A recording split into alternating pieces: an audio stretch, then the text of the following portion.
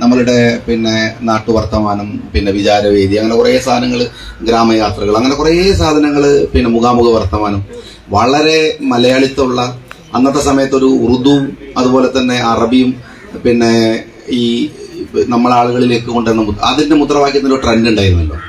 SSF, SKSSF, പിന്നെ MSF youth ലീഗിലൊക്കെ ഈ അറബി സാധനം കൊണ്ടുവരിക എന്നുള്ളൊരു പരിപാടി കാര്യമായിട്ട് വന്നിരുന്ന ഒരു പ്രശ്നമുണ്ട്. വ്യക്തിപരമായിട്ട് ഞാൻ ആദ്യം മുതലേ അങ്ങനത്തെ മുദ്രാവാക്യങ്ങൾക്ക് വളരെ എതിരായിട്ടുള്ള ഒരാളാണ്. അങ്ങനെ പറയാൻ പാടില്ല എന്നുള്ളതാണ്. കാരണം അറബ് നാട്ടിൽ നിന്ന് നമ്മൾ കേരളത്തിൽ തങ്ങൾ എപ്പോഴും പറയുന്നൊരു കാര്യമാണ്, കേരളത്തിൽ വരുമ്പോൾ മാലിക് ബിൻ ദീനാറും കൂട്ടരും ആദ്യം ചെയ്യുന്നത് പിന്നെ പ്രവാചകന്റെ നേരെ സഹാബികൾ വന്നപ്പോൾ ചെയ്തത് അവർ പിന്നെ കന്തൂർ ഒഴിവാക്കി എന്നുള്ളതാണ്. മലയാളം പറയാൻ വേണ്ടിയിട്ട് അറബി മലയാളം വന്നു എന്നുള്ളതാണ്. ഒരു ദഴവത്ത് സാധ്യമാകണമെങ്കിൽ ഏറ്റവും പ്രധാനപ്പെട്ടത് കമ്മ്യൂണിക്കേഷനാണ്. ആ കമ്മ്യൂണിക്കേഷന് ഏറ്റവും പ്രധാന ലാംഗ്വേജ് ആണ്, മറ്റൊന്ന് നമ്മളുടെ ബിഹേവിയർ ആണ്, മറ്റൊന്ന് നമ്മുടെ ഡ്രസ് കോഡാണ്. ഇസ്ലാമിലെ ദഴവത്തിന് കേരളത്തിൽ സാധ്യമാക്കുന്നതിൽ ഈ ഘടകം വലിയത്. ഇപ്പൊ നമ്മളിപ്പോഴും നിന്നിട്ട് കൊണ്ടുവന്നിട്ട് ഈ അറബി വാക്കുകൾ കൊണ്ടുവന്ന് തിരികെ കയറ്റുന്ന ഒരു പരിപാടി അത് ശരിയല്ല എന്നാണ് മുസ്ലിം ലീഗിന്റെ രീതിക്ക്. അത് ശരിയല്ല. തങ്ങൾ എപ്പോഴും പറയുമായിരുന്നു. അപ്പൊ അന്നത്തെ കാലത്ത് യൂത്ത് ലീഗിന്റെ ഒരു വലിയ മാറ്റം വന്നിരുന്നത് ഇത്തരത്തിലൊരു മലയാളി തരത്തിലുള്ള സംസാരങ്ങളായിരുന്നു. നമ്മളെപ്പോഴും ആളുകൾക്ക് ഹൃദ്യാവുന്ന തരത്തിൽ അതിലേറ്റവും ഘടകമായിരുന്നത് തങ്ങളുടെ ഇടപെടലായിരുന്നു. അദ്ദേഹം പറയുമായിരുന്നു. രണ്ടാമത് ഈ ബുദ്ധിജീവികൾ എന്ന് പറയുന്നൊരു വിഭാഗമാക്കിയിട്ട് നമ്മൾ കുറച്ചാളെ മാറ്റി നിർത്തുന്നത് ശരിയാക്കാൻ വേണ്ടിയിട്ടാണ്. നമ്മളൊക്കെ ബുദ്ധിജീവി ആവരുതെന്ന് എപ്പോഴും ദ്വാരക്കുന്നതിൽപ്പെട്ടതാണ്. കാരണം അങ്ങനെ ആയിപ്പോവരുത്, ആയാ തീർന്നു, ഔടി കഴിഞ്ഞു. പിന്നെ നേതാക്കന്മാർക്കൊക്കെ ഒഴിവാക്കാൻ പറ്റിയൊരു പണി അതാണ്.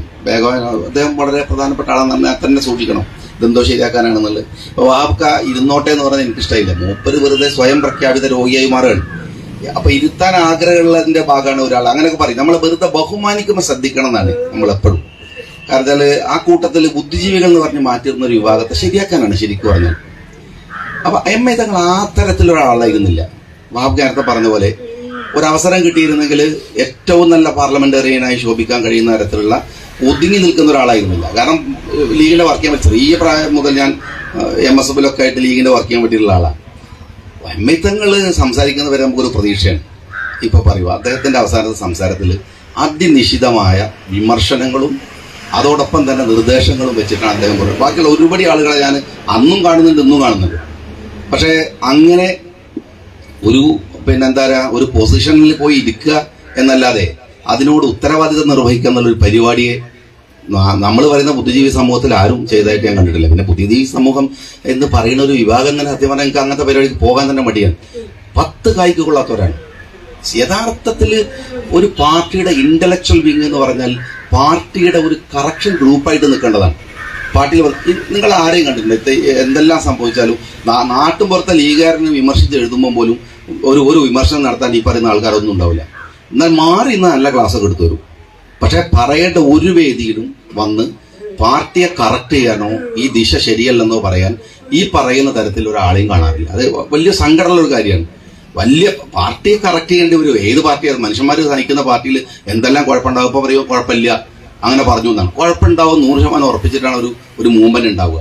ആ കുഴപ്പം കറക്റ്റ് ചെയ്യുക എന്നുള്ളതാണ് അതിന്റെ കൂടെ നിൽക്കുന്നവരുടെ ബാധ്യത. പിന്നെ കറക്റ്റ് ചെയ്യാൻ വന്നാൽ ഓനെ ശരിയാക്കലായിരിക്കും പണി എന്നുള്ള അത് വേറെ. അത് ഓരോരുത്തരുടെ ധൈര്യമില്ലായ്മയും അവർ കപ്പാസിറ്റിയുടെ പ്രശ്നമാണ്, അത് വേറെ കാര്യം. പക്ഷെ കറക്റ്റ് ചെയ്യുക എന്ന് പറയുന്നത്, അല്ലെങ്കിൽ അത് നിലപാടുകൾ എടുക്കുക എന്ന് പറയുന്നത്, ആ നിലപാടുകൾ തെറ്റാണെന്ന് ബോധ്യമാകുന്നത് വരെ അതിൽ ഉറച്ചു നിൽക്കുക എന്ന് പറയുന്നത്, അത് പഠിപ്പിച്ച ഒരാൾ, ജീവിതം കൊണ്ട് പഠിപ്പിച്ച ഒരാൾ തങ്ങളാണ്.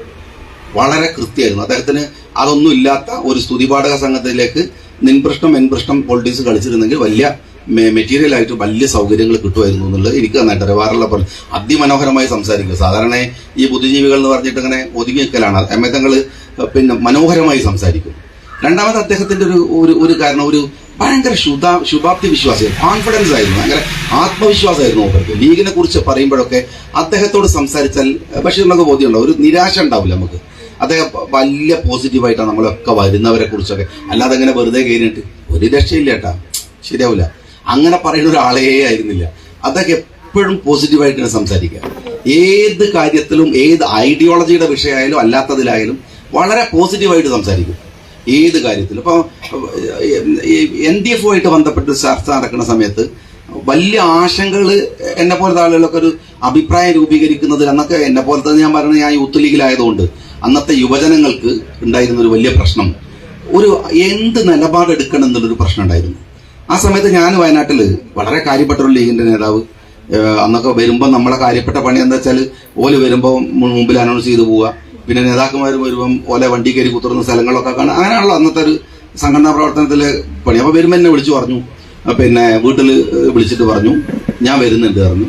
അങ്ങനെ ഞാൻ അദ്ദേഹത്തിന്റെ കൂടെ കയറി ഒരു പിന്നെ മാനന്തവാടിയിലെ പിന്നെ ഉൾഭാഗത്ത് കോറം എന്ന് പറയുന്ന ഭാഗത്ത് ഒരു മലന്റെ മുകളിലാണ് അന്ന് NDF-ന്റെ, അന്ന് വൈമ എന്നാണ് അതിന്റെ പേര്, അവന്റെ ക്യാമ്പ് അവിടെയാണ്. അപ്പൊ ക്യാമ്പിൽ ചെല്ലുമ്പോൾ തന്നെ ഭയങ്കര രസമുണ്ട്. എന്നുവെച്ചാൽ നമ്മളെ ഉള്ളിൽ കയറണമെങ്കിൽ നമ്മളെ മുഖത്തൊക്കെ ടോർച്ചടിച്ച് നോക്കുക, വെറുതെ സീൻ ഉണ്ടാക്കുക, അങ്ങനെ ഉണ്ടല്ലോ. ഇത് വലിയ സംഭവം കാണിക്കാൻ വേണ്ടി കയറൊക്കെ കെട്ടി ആളൊക്കെ തിരിച്ചു കയറ്റാണ്. ഞാനും ഈ നേതാവിന്റെ കൂടെ പോയി അവിടെ ഇരുന്ന് അൽ ജിഹാദു ഫീ സബീലില്ല എന്നാണ് അന്നത്തെ ക്ലാസ്, അള്ളാഹുവിന്റെ മാർഗത്തിലുള്ള യുദ്ധം എന്നാണ് ക്ലാസ്. ആ ക്ലാസ്സൊക്കെ എടുത്ത് ഇരുന്നിക്കുമ്പോൾ ഞാൻ അങ്ങനെ വിചാരിച്ചു കൊടുത്തു, ഇതിപ്പോ എന്താ പത്, നമുക്കൊരു പരിചയമില്ലാത്ത ഒരാൾക്കാരുണ്ട്.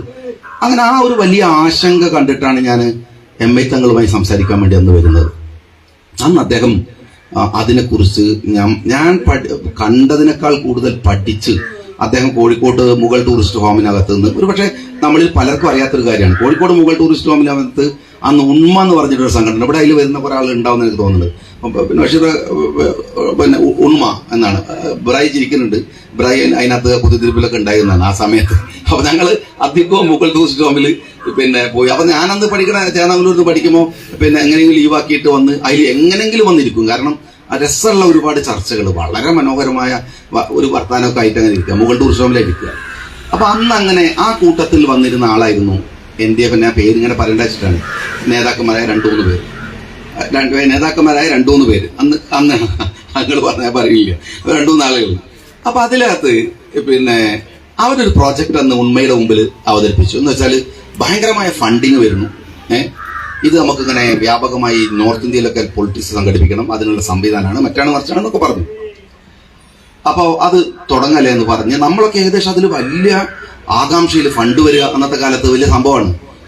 MI തങ്ങൾ പറഞ്ഞു ഫണ്ട് എവിടുന്നാന്ന് ചോദിച്ചു അന്ന്. അപ്പോൾ പറഞ്ഞു അതിനെപ്പറ്റി നമുക്ക് വേറെ ഒരു കോർ ഗ്രൂപ്പിൽ സംസാരിക്കാം. അപ്പം അദ്ദേഹം പറഞ്ഞു ട്രാൻസ്പെറന്റ് അല്ലാതെ നമുക്ക് അറിയാത്ത ഒരു ഫണ്ട് കൊണ്ട് ഒരു പണി നടക്കില്ല, എവിടുന്ന് വരുന്നു എവിടേക്ക് പോകണമെന്ന് കൃത്യമായ ധാരണ വേണം. അപ്പൊ അവര് ആ കോർ ഗ്രൂപ്പും വിട്ടു, പതുക്കെ ഉണ്മയിലെ വരവ് നിന്നു.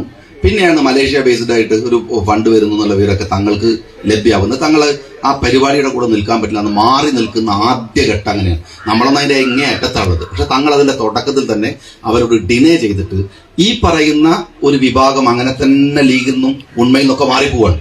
നമ്മൾ കുറച്ച് ആളുകൾ ഇങ്ങോട്ട് വരികയാണ്. അങ്ങനെ MI തങ്ങള് പിന്നെ അതിനെക്കുറിച്ച് കുറെ സംസാരിച്ചു. വൈമൈ കൈമ എന്നൊക്കെ പറഞ്ഞുണ്ടാക്കുന്ന സാധനം കൺവേർട്ട് ചെയ്തിട്ട് NDF ആകുന്ന ആദ്യത്തെ യോഗം ഭയങ്കര വിഷമവും പ്രയാസമായിട്ട് നമ്മളൊക്കെ നിൽക്കുക, എന്താവും പഠിച്ചോനെ, മുതലക്കുളത്താണ്. അപ്പോ ഞാനിങ്ങനെ ലീഗോസിന്റെ മുമ്പിൽ ഇങ്ങനെ കമ്പിയും പിടിച്ച് കുത്തിരിക്കുന്നുണ്ട്, നമുക്ക് ഈ ടെൻഷൻ ഭയങ്കര.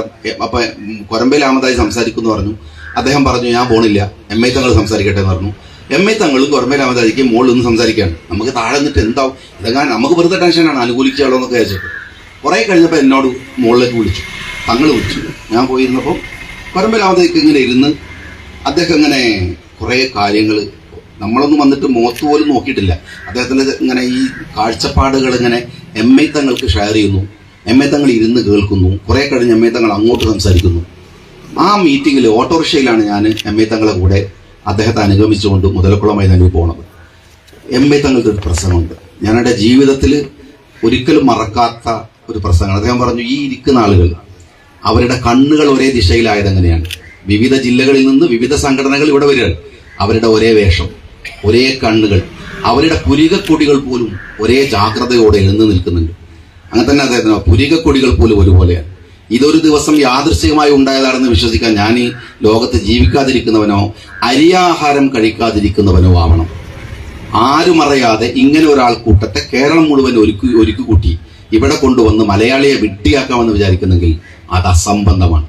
അത്തരമൊരു ദൃശ്യമല്ലാത്ത മൂവ്മെന്റിന്റെ കൂടെ നിൽക്കാൻ മുസ്ലിം ലീഗ് പാർട്ടിയെ കിട്ടില്ല എന്ന് പറഞ്ഞിട്ട് ആദ്യം ഡിനേ ചെയ്യുന്നത് MI തങ്ങളാണ്. അന്ന് ഈ പിങ്കിപ്പ പറയുമ്പോൾ പോലെ രോമങ്ങനെ എഴുന്നു പിടിക്കുന്ന ഒരു പ്രസംഗമായിരുന്നു MI തങ്ങളുടെ. അദ്ദേഹത്തെ പിന്നെ CH കുറിച്ചൊക്കെ പറഞ്ഞ പോലെ പിന്നെ എന്താണ് NSS മീറ്റിംഗ് പോയിട്ട് പിന്നെ പറഞ്ഞേക്കാൻ ആളില്ലാതെ വന്നു എന്ന് പറഞ്ഞ പോലെ അദ്ദേഹം ഒറ്റക്ക് തനിച്ചിട്ട് ഇങ്ങനെ വരുമ്പോൾ കെട്ടിപ്പിടിക്കാൻ നമ്മൾ അത്ര ആളുകളുടെ മുമ്പിലാണ് ഭയങ്കര നമ്മളൊക്കെ ഇങ്ങനെ വല്ലാത്ത പ്രതീക്ഷയിൽ ഇഷ്ടത്തില് നമ്മളിങ്ങനെ നിൽക്കുകയാണ്. അങ്ങനത്തെ ഒരു സീൻ അങ്ങനെ അദ്ദേഹത്തെ കുറിച്ച് പറഞ്ഞാൽ തീരാത്ത സീനുകൾ ഒരുപാടുണ്ട്. ഒരുപാട് സങ്കടങ്ങളുടെയും വിഷമങ്ങളുടെയും ഒപ്പം വലിയ പ്രതീക്ഷകളുടെയും ഒക്കെ ഒരു നാളായിട്ട് നിന്നൊരു നാള്. എം എ തങ്ങള് എങ്ങനെയെന്ന് വെച്ചാൽ എങ്ങനെയാണ് അദ്ദേഹം ഉണ്ടാക്കി വെച്ച ഐഡിയോളജിയുടെ ബേസാണ് നമ്മളുടെ മുഴുവൻ. ഞാൻ ഇപ്പോഴും പറയുന്നത് അദ്ദേഹം അത് നേരത്തെ ബഷീർ പറഞ്ഞ വളരെ കറക്റ്റാണ്. എം എ തങ്ങൾ ഗ്രൗണ്ട് ഇട്ട ഒരു വിഷൻ ഉണ്ട്, ഒരു വിഷണറി ഉണ്ട്. അതിൽ നിന്നാണ് നമ്മൾ പലതും ആലോചിച്ചുണ്ടാക്കുന്നത്. പ്രാക്ടിക്കലായത് ആലോചിക്കുക. ഉട്ടോപ്പി അദ്ദേഹത്തിന് ഉണ്ടായിരുന്നില്ല. അദ്ദേഹം ഇതിൻ്റെ ഒക്കെ കൂടെ ഈ പാർട്ടിയുടെ എല്ലാ മസാല രാഷ്ട്രീയത്തിന്റെ കൂടെയും ബുദ്ധിജീവി രാഷ്ട്രീയത്തിന്റെ ഒക്കെ കൂടെ എം എ തങ്ങൾ ഉണ്ടായിരുന്നു. അദ്ദേഹം അതല്ലാതെ ഒരു ഉട്ടോപ്പിയൻ സാഹിത്യവും പറഞ്ഞ് ഉട്ടോപ്പിയൻ ഐഡിയയും പറഞ്ഞ് മാറി നിൽക്കുന്ന ഒരാളല്ല. വളരെ പ്രാക്ടിക്കലായിട്ടുള്ള ഒരു രാഷ്ട്രീയക്കാരനായിരുന്നു. അതുകൊണ്ട് അദ്ദേഹത്തെ ഇങ്ങനെ ഇൻഫോർമൽ ആയിട്ടുള്ള ഈ അനുസ്മരണ രീതിയിൽ കൂടെ നിൽക്കാൻ കഴിഞ്ഞതിലുള്ള അതിയായ സന്തോഷമുണ്ട്. എം എ തങ്ങളെ അദ്ദേഹം പറഞ്ഞതെന്ത് എന്നതിനേക്കാൾ കൂടുതൽ അദ്ദേഹത്തെ പഠിക്കാനുണ്ടെന്നാണ് എനിക്ക് തോന്നുന്നത്. അദ്ദേഹത്തിന്റെ തന്നെ നിലപാടുകളുടെ അദ്ദേഹം ആ നിലപാടുകൾ രൂപീകൃതമായിരുന്ന സാഹചര്യത്തെ നമുക്ക് ഒരുപാട് പഠിക്കാനുണ്ടെന്നാണ് എനിക്ക് എപ്പോഴും തോന്നുന്നത്. അദ്ദേഹം പകർന്നു തന്നിട്ടുള്ള ഒരു ആത്മവിശ്വാസവും ശക്തിയും ഒക്കെ നമ്മളുടെ കുട്ടികൾക്ക്, ബഷീർ പറഞ്ഞ പോലെ നേരത്തെ വാക്ക് ചോദിച്ചു ഇങ്ങനെ പഠന ക്ലാസ്സുകൾ, അതൊന്നും അത്ര വലിയൊരു താല്പര്യമായിട്ട് നമുക്ക് പലർക്ക് തോന്നുന്നില്ല എന്നുള്ളതാണ്. നമ്മളൊക്കെ എല്ലാം പഠിച്ചു കഴിഞ്ഞ് കഴിഞ്ഞപ്പോൾ ബാക്കിയുള്ള എന്താന്നുള്ള നിലക്കാണ് എന്ന് തോന്നുന്നു. പണ്ട് അങ്ങനെ ആയിരുന്നില്ല. പണ്ട് ലീഗ് എന്തിന് എന്നുള്ള ക്ലാസ് ആയിരുന്നു. അപ്പൊ തമാശയുടെ അവസാനം കണ്ണീനൊക്കെ പറയുന്നുണ്ട് എന്ത് ലീഗിനെന്ന് ചോദിക്കലുണ്ട്. പക്ഷേ അത് വേണ്ടി വരുന്നിടത്തൊക്കെ കാര്യം പോവാണ്. പുതിയ തലമുറക്കൊന്നും സത്യം പറഞ്ഞാൽ അറിയില്ല. അവർക്ക് ഒന്നിനെ കുറിച്ചും ധാരണയില്ല. പിന്നെ ഉള്ളതൊക്കെ വേറെ പുതിയ ധാരണകൾ മാത്രമാണ്. അടിസ്ഥാനപരമായിട്ടുള്ള ഒരു കമ്മ്യൂണിറ്റി ഇൻട്രസ്റ്റിന്റെ മുകളിൽ ഇപ്പം കരിക്കുലം ഭീകരമായി ഡിസ്കഷൻ നടക്കേണ്ട ഒരു മതമില്ലാത്ത ജീവൻ എന്ന് പറയുന്ന ഒരു പാഠപുസ്തകത്തിലെ വരിയല്ല വരാൻ പോണത്. എന്ന് വെച്ചാൽ സ്കൂളിൽ ക്യാമ്പസിൽ നിങ്ങൾ എത്തിയാൽ ഇപ്പോഴത്തെ കുട്ടികൾക്ക് ടി വിയൊക്കെ ടീച്ചറല്ലേ എന്താ പറയണത്, ഒരുത്തം പറയാണ് ഞാൻ നായിയാണ് എന്ന് പ്രഖ്യാപിച്ചാൽ അവനെ നായിയായിട്ട് വേഷം കെട്ടി ക്ലാസ് മുറിയിൽ ഇരിക്കാം, ബൗ എന്ന് കുരക്കാം. 18 ഒരാൾ പറയാണ് ഞാൻ പെൺകുട്ടിയാണ് എന്ന് സ്വയം ഡിക്ലെയർ ചെയ്താൽ അവനെ പ്രത്യേക സെഷൻ കൂടി ആദരിക്കണമെന്ന് പഠിപ്പിക്കുകയാണ്. ജെൻഡർ ന്യൂട്രൽ എന്ന് പറയുന്നത് അപകടകരമായി ലോകത്തിലെ പുരോഗമന രാജ്യങ്ങൾ മുഴുവൻ കൈയൊഴിഞ്ഞ ഒരു പുരോഗമന രാജ്യവും സ്വീകരിക്കാത്ത വൃത്തികെട്ട നിലപാടുകൾ വളരെ മനോഹരമായി കേരളത്തിലെ സിലബസുകളിൽ വരികയാണ്. ആർക്കും ഒരു പ്രതിഷേധവും ഇല്ല. ബുദ്ധിജീവികൾ മുഴുവൻ നിശബ്ദരാണ്. മതസംഘടനകൾ മുഴുവൻ പറഞ്ഞാല് സർക്കാരിനെതിരാവും എന്നുള്ള പേടി കൊണ്ട്, അതാണ് ഇപ്പോഴത്തെ പേടി. അല്ലാണ്ട് മതത്തിനെതിരാവും എന്നുള്ളതൊന്നും ആരെ പേടിയല്ല. പിണറായിനെ പറഞ്ഞാൽ ബേജാറാവോ, പിന്നെ പിണറായിനെ പറഞ്ഞാൽ അതിന്റെ ബുദ്ധിമുട്ടുണ്ടാവോ, ED കേസ് വരുമോ, വിജിലൻസ് കേസ് വരുമോ, സ്വത്തുക്കളെ കുറിച്ച് അന്വേഷിക്കുമോ, അതല്ലെങ്കിൽ ഫണ്ട് വന്നതിനെ കുറിച്ച് ബേജാറാവോ, അങ്ങനത്തെ ഒരുപാട് ബേജാറുകളാണ് പലരെയും നയിച്ചുകൊണ്ടിരിക്കുന്നത്. അങ്ങനെ നയിച്ചുകൊണ്ടിരിക്കുന്നത് കൊണ്ട് അതിന്റെ ഒരു പ്രയാസം പലരെയും അലട്ടുന്നു. പലരെയും പറഞ്ഞ വാക്കുകളിൽ നിന്ന് പിറകോട്ട് പോകാൻ പ്രേരിപ്പിക്കുകയും ചെയ്യുന്നു. അങ്ങനെയാണ് ഈ ഭയം മനസ്സിൽ വന്നാൽ പിന്നെ വേറെ നിവൃത്തിയൊന്നും ഉണ്ടാവില്ല. അങ്ങനെ തിരിച്ചും മറിച്ചും ഉൾട്ടടിച്ച് രക്ഷപ്പെടുക എന്നുള്ളത് എല്ലാവരുടെയും ഒരു രീതിയാണ്. അപ്പൊ അത് ഭയത്തിന്റെ പ്രശ്നമാണ്. നഷ്ടത്തെക്കുറിച്ച് അൾട്ടിമേറ്റ് ആയിട്ട് ഞാനതാ പറഞ്ഞു, എല്ലാവരും ബാബുകാരത്തെ പറഞ്ഞു മരിച്ചവരെ കുറിച്ച് നല്ലത് ഇങ്ങനെ പറയാന്ന് പറയുമ്പോൾ അങ്ങനെ ശരിയാണ് ബാബുക്ക് പറയുന്നത്, വളരെ കറക്റ്റാണ്. വളരെ നിരുപദ്രവകരമായി നല്ലത് പറഞ്ഞിട്ട് അങ്ങ് പോവുക, എന്നിട്ട് അടുത്ത കൊല്ലം വീണ്ടും കാണാം എന്ന് പറഞ്ഞു പോകാന്നുള്ളത്. അവർ പറഞ്ഞ ഒരു സാധനം ഉള്ളു തട്ടാൻ പാടില്ല. നമ്മളെ മഹാഭൂരിപക്ഷ ആളുകളുടെയും അതാണ്. ബാബുക്ക് പറഞ്ഞത് കറക്റ്റാണത്. ഉള്ളു തട്ടാനൊന്നും പാടില്ല, അതിനൊരു പ്രചോദനം ഉണ്ടാക്കാൻ പാടില്ല. ഞാൻ പറയുന്നത് എം എ തങ്ങളുടെ പുസ്തകങ്ങളൊക്കെ മികച്ച പുസ്തകങ്ങളുണ്ട്, മികച്ച പുസ്തകമുണ്ട്. പക്ഷെ അതിനേക്കാൾ വലിയ മികച്ച പുസ്തകമാണ് അദ്ദേഹത്തിന്റെ ജീവിതം, അദ്ദേഹം എടുത്തിട്ടുള്ള പ്രായോഗിക നിലപാടുകൾ. പല ബുദ്ധിജീവികളെ പോലെ എഴുതി വെക്കല്ലാതെ ജീവിതത്തിലെടുത്ത നിലപാടുകൾ. ആ നിലപാടുകൾ അടുത്ത തലമുറയെ എം എ തങ്ങൾ എന്ന വ്യക്തിയെ പഠിപ്പിച്ചു കൊടുക്കാൻ കൂടി കഴിയണമെന്നാണ് ഞാൻ വിചാരിക്കുന്നത്. വരാൻ പറ്റിയതിൽ ഭയങ്കര സന്തോഷമുണ്ട്. ഭയങ്കര ഇൻഫോർമൽ ആയിട്ടുള്ള ബാബു പറഞ്ഞാൽ വീണ്ടും ഞാൻ കോട്ട് ചെയ്യണം. ബാബുക്ക് ഇങ്ങനെ ഇരുന്ന് പറയാൻ മൂപ്പരെ സമ്മതിക്കരുത്. കാരണം എന്താ വെച്ചാൽ മൂപ്പര് കുറെ നേരം പറഞ്ഞു കൊടുക്കും. വർത്താനം പറഞ്ഞാൽ തന്നെ മൂപ്പര് നിർത്തൂല, പിന്നെ ഇരിക്കും കൂടി ചെയ്താൽ പിന്നെ തീരെ നിർത്തൂല. അപ്പൊ അതുകൊണ്ട് മൂപ്പരെ പദവ എഴുന്നേറ്റാൽ പിന്നെ കാലിന് വേദനാകുമ്പോൾ ഇരിക്കുമല്ലോ. അപ്പൊ അദ്ദേഹം നീട്ടിയാണ് പറഞ്ഞതെങ്കിലും അദ്ദേഹത്തിന് വളരെ നല്ല കുറെ കാര്യങ്ങൾ പറഞ്ഞതിൽ എനിക്ക് തോന്നിയ ഒരു കാര്യം അതായത് ഇൻഫോർമലി പൂക്കോയ തങ്ങളുടെ മീറ്റിംഗ് വളരെ കറക്റ്റാണത്. ആ മീറ്റിങ്ങിനകത്ത് ഭയങ്കര ഹൃദ്യമായി, ഞാൻ ഇപ്രാവശ്യം എനിക്ക് അറ്റൻഡ് ചെയ്യാൻ പറ്റിയില്ല, അത് CP ഒക്കെ സംഘടിപ്പിക്കുന്നതാണ്. അത്തരത്തിൽ തന്നെ നമ്മളെ കുട്ടികൾക്ക് ഇത് പക്ഷെ ഇവിടെ ഇരിക്കാതെ താഴെ കൂടെ ഇത്തരത്തിൽ ഇരിക്കുന്ന ഒരു പരിപാടി, വലിയ അക്കാഡമിക്കൽ സ്പീച്ചൊന്നും അല്ലാതെ പക്ഷേ അതൊക്കെ ഇപ്പം നടക്കുന്നതാണ്. വലിയൊരു അക്കാഡമിക്കൽ സ്പീച്ചൊന്നും അല്ലാതെ എം എ തങ്ങളെ താഴെ ഇങ്ങനൊരു ഇൻഫോർമലായിട്ട് അദ്ദേഹത്തെ വിശദീകരിക്കുന്ന ചർച്ചകൾ കൂടെ നടക്കട്ടെ എന്ന് ആഗ്രഹിച്ചുകൊണ്ട് ഭയങ്കര സന്തോഷം. നീണ്ടുവരുന്നു, ക്ഷമിക്കണം. സ്നാളി 12:40.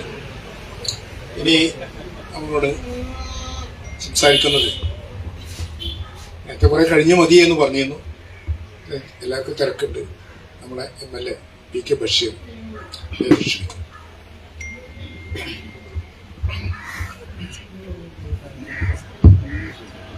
ക്ഷണിക്കും. ഇവിടെ എമ്മയത്തങ്ങളെ മകനാണ് 2 ദിവസം മുമ്പ് ഇങ്ങനെ ഒരു ഒത്തുകൂടുക എന്നുള്ളത് ഞാൻ ചർച്ച ചെയ്തത്. അപ്പോൾ ഒന്ന് വൈകുന്നേരം 4 മണിക്കാക്കാന്ന് പറഞ്ഞു. അപ്പോൾ ഞാൻ പറഞ്ഞു രാവിലെ ആയിരിക്കും നന്നാകുക എന്ന് പറഞ്ഞു. അങ്ങനെയാണത് 11 മണിക്ക് ഇവിടെ ഒരു വീട്ടിൽ അത്യാവശ്യം അദ്ദേഹവുമായി ആത്മബന്ധമുള്ള ഒരു 15-20 ആളുകളെ വിളിച്ച് കുടുംബാംഗങ്ങളെ വിളിച്ചെന്ന് ഒത്തുകൂടാന്ന് പറഞ്ഞു. അങ്ങനെയാണ് ഈ സമയം 11 മണിക്ക്. എമ്മയത്തങ്ങളെ പറ്റി പറയുമ്പോൾ ഒരുപാട് കാര്യങ്ങളാണ്. ഒന്നെന്താ വെച്ചാൽ നമ്മളെ പാർട്ടിക്കുള്ള തയ്യാറെന്ന് വെച്ചാൽ പാപ്പാരെ മക്കളെ അനുസ്മരിക്കണം. പാർട്ടി സംവിധാനം ഉണ്ടാവില്ല. പൂക്കോയത്തങ്ങളത് പാണക്കാട് നിന്നാണ് വരുന്നത്. മുനീറാണ് CH തുടങ്ങി വരുന്നത്.